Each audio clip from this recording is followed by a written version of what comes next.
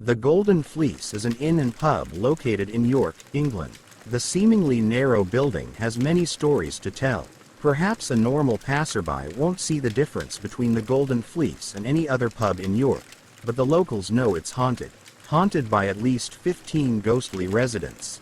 The Golden Fleece was already mentioned in the York City archives as far back as 1503. It is believed that it was once owned by members of the Merchant Adventurers Guild, who traded in fleeces and wool, hence the Golden Fleece hanging above the entrance door. It has been an inn since 1656, though officially licensed in 1668. In the early 18th century, the Golden Fleece was owned by John and Alice Peckett. John Peckett was the Lord Mayor of York around 1702. The backyard of the inn is named Lady Peckett's Yard. You can find the Golden Fleece on Pavement, which is in the center of York. It overlooks the medieval shops of the Shambles and it has a clear view on the York Minster.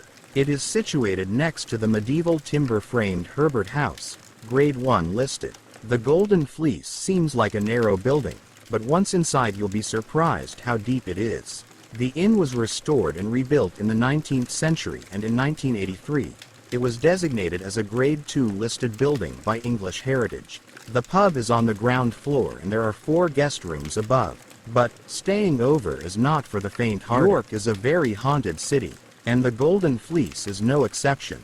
It is said that at least 15 different ghosts haunt this building, a few of which have been seen more often and have been given nicknames. Let's take a look at the specters of the Golden Fleece. Many guests reported seeing and hearing a woman going up and down the stairs in the middle of the night. This ghost is believed to be the spirit of Lady Alice Peckett. She's also known for moving furniture around because she doesn't agree with how it was placed. Another ghost that is often seen and heard is the ghost of the Canadian airman. His name was Jeff Monroe.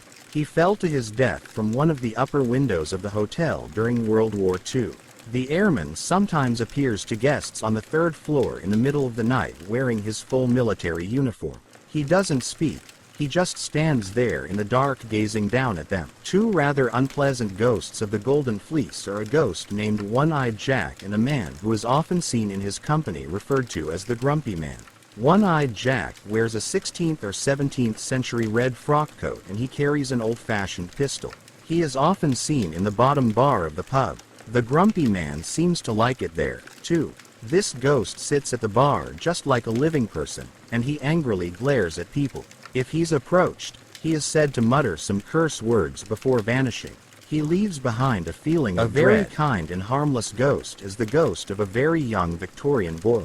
It is believed that he was trampled to death by a horse while he was playing in front of the pub. He rarely interacts with the living, but he is known to pull innocent pranks on people. When that happens, soft giggling can be heard.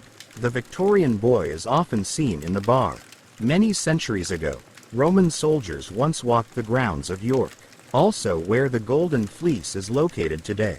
Many people have seen Roman soldiers in full armor marching through the inn's cellar until disappearing through the walls. They don't acknowledge the living. They are more likely a physical imprint of long ago. This does bring us to the cellar and what it was once used for. Those sentenced to death by hanging were hung at Bail Hall. The dead criminals were taken to the Golden Fleece where they were left in the cellar. They would remain there until their bodies were claimed by their relatives. This probably has left its mark on the building as well. At the beginning of this year, the Golden Fleece made it in the newspapers because the skull of Elizabeth Johnson was stolen from the pub.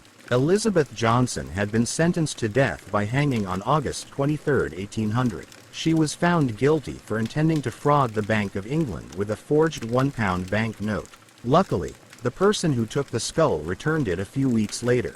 Elizabeth is back in her wooden box again.